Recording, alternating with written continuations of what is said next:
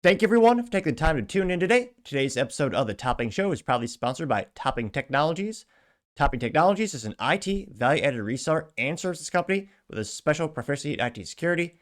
Heck, I see their founder at least twice a day. Guy says he's quite handsome and brilliant. He's me, you see, that's a joke. If you're an IT leader or business owner, you can reach out to the team at sales@toppingtechnologies.com. Also, still giving away a free flamethrower with every IT purchase with a fun Picatinny rail adapter so you can mount it to any standard AR-15 like all awesome accessories can be. Go to toppingtechnologies.com and click the flamethrower button to learn more, or click the URL in the video description below.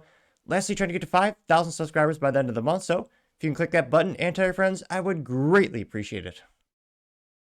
Now going over to the business part podcast, just some good news to the automotive community.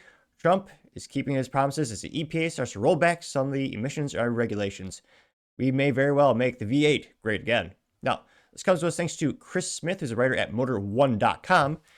And this topic is perhaps the perfect amalgamation of business, politics, and dare I say culture, as some of us still want vehicles to last more than, 10 years, and, we like gas engines. Now, Chris Smith says, quote, U.S. government begins rolling back emissions regulations. The Environmental Protection Agency announced a flurry of proposed changes on everything from water pollution to tailpipe emissions. And here you can see what looks like to be, dare I say, is that a Ford or a Toyota? Some type of truck with a big tailpipe. Doesn't really narrow it down too much, but you get the point. Now, Chris says, quote, one of President Donald Trump's promises upon taking office was to revamp vehicle emissions regulations established by the previous administration, aka the war on gasoline-powered vehicles. I say this because they had a ban on gas engines, not in the fact of they said they were banning it today. It was a backdoor sort of forcing you to ban it with these emission standards. That's why Ford almost had to pay $1 billion in fees because their fleet average for fuel economy wasn't a certain metric. So they said, oh, we're not banning gas engines, but your fleet emissions for your tailpipe emissions and for your mile per gallon had to be XYZ, which are pie in the sky arbitrary numbers.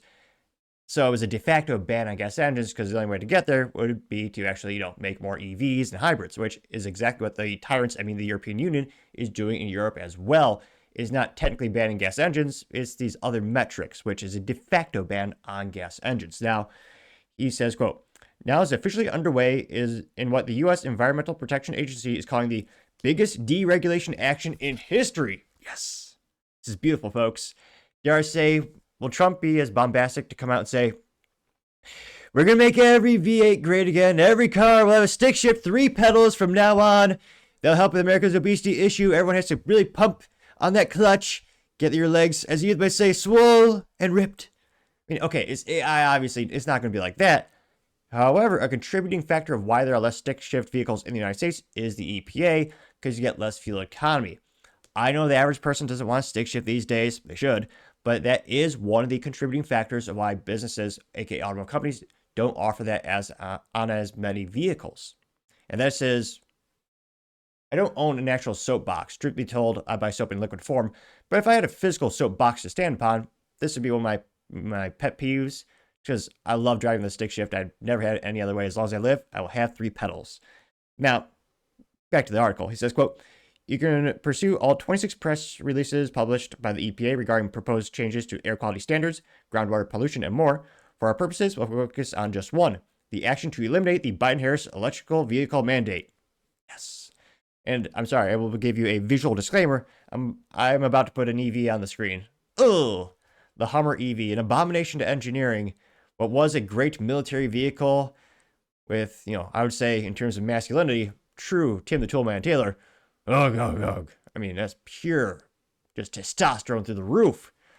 Though they weren't coupes, or they didn't have a sunroof, so it'd be a little awkward because they were hard tops with Hummers. But nevertheless, it is kind of ironic what used to be a middle finger to what would people say, the environment, and just pure functionality became something that it does not function at all, as the Hummer EV costs so much and goes so little and takes so many weeks to charge. Nevertheless, that is the picture you see on the screen now. Some might argue it's more important than my face. Some.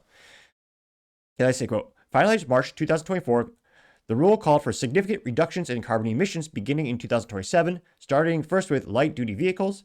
The reductions would extend to medium-duty commercial vehicles by 2032 and cut emissions by upwards of 50%. At the same time, emphasis would be placed on electric vehicle development and expanding the charging infrastructure. Another thing the government sucks at, they spent $7 billion and got like how many charging stations? 2? Yeah, nothing more in-depth than the government, but I know this is the business part of the podcast. I'll try to keep it more on track, so to say. They continue saying, quote, the plan had EVs accounting for 50%. This is supposed to be a comedy. They want EVs to account for 50% of new car sales by 2030, which, yeah, that ain't happening. Consumers, look at the fastest growing consumer segment for adoption of automobile technology. The biggest growing trend is hybrids. Granted, I'm not a fan because I want a car that'll last decades, not, a couple of years in terms of longevity and reliability. So not my, choice, but that's what a lot of Americans are starting to gravitate towards. A lot of people claiming it's the best of both worlds.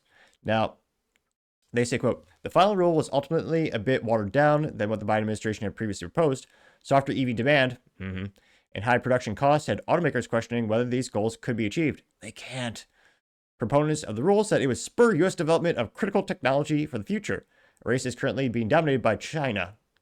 Or Trump would say, China. Those opposed claim it would hurt automakers and make pretty much everything in life more expensive, which, yeah, it has. That's why it's crap. Do you ever wonder why your auto insurance goes up, even though you have the same car? One of the reasons is the cost to repair vehicles. One of the most expensive cars to repair right now are all these EVs. They're so prohibitively comically expensive and have so little third-party support, sometimes completely locked out. You can't exactly get your car, you can't exactly fix your Tesla parts by going to the AutoZone or the O'Reilly's. You have one source. That's how a lot of these EV manufacturers are, because they're glorified smartphones on wheels. That's why another reason I don't like it, not a lot of right to repair in those instances. It is very expensive to repair. So yeah, it makes everything more expensive. Yes, even for the people who didn't buy the EVs. True. Now they say the automakers will be hurt. Yeah, because they're not adapting very well. The only American automotive company that's successful right now with EVs is Tesla, which is, I would say, because Elon's a crazy genius. He achieved the impossible. He made a profit on EVs.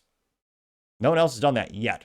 Ford just lost, $5 billion last year? Yeah, and they claim they're going to lose $5.2 billion this year on EVs. Now, back to the article, they say, that's now the official stance from the Trump's EPA, headed by Administrator Lee Zeldin. Zeldin says, quote, the American auto industry has been hamstringed by the crushing regulatory regime of the last administration. As we reconsider nearly $1 trillion of regulatory cost, we will abide by the rule of law to protect consumer choice and the environment.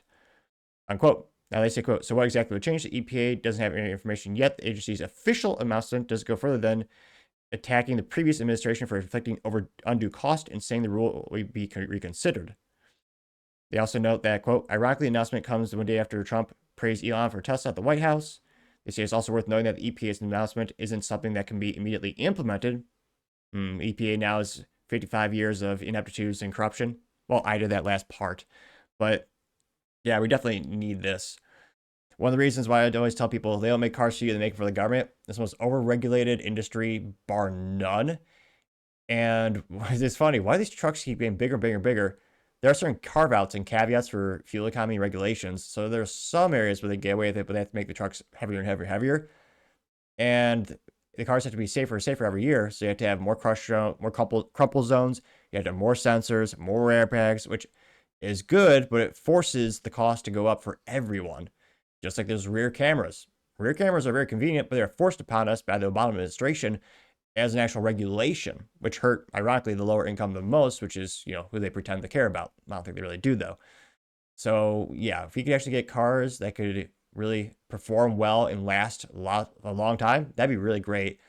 I'm pretty optimistic. Now, the issue is, these car companies make $600 to $700 million to $1 billion investments every time they start or make a new vehicle. And you have to have those life cycles, those vehicles. It's not like a 2-year life cycle. It's not like a smartphone where, after 8 months it's trash, you got to make a new one. Cars have, 6, 10, 12-year lifespans. So they're going to make changes, but I wonder how many of these auto companies will self-regulate, partially because they don't know who's going to be elected president next. And who knows, maybe Jasmine Crockett will become president. She appears to be someone in the Democrat Party that's getting a lot of airtime. And should be told, traditionally, they love regulation and forcing companies to do and forcing people to buy stuff they don't want. So it'll be interesting to see how much is actually done at the end of the day from the automotive manufacturer's perspective. But I'm hopeful and maybe we'll get some fun toys in the future and reliable vehicles. But let me know your thoughts, because as always, be fascinated to hear what you have to say. Thank you, everyone, again, for taking the time to tune in today. Again, try to get to 5,000 subscribers by the end of the month, so if you can click that button, I greatly appreciate it. Also, give me a thumbs up, thumbs down, or comment. It's a great way to give me some additional feedback, letting me know how I can make the show better and better. Lastly, don't forget to take time to tell your family, tell your friends, tell your coworkers, heck, tell your enemies, tell anyone and everyone. Just stay safe and fight the good fight.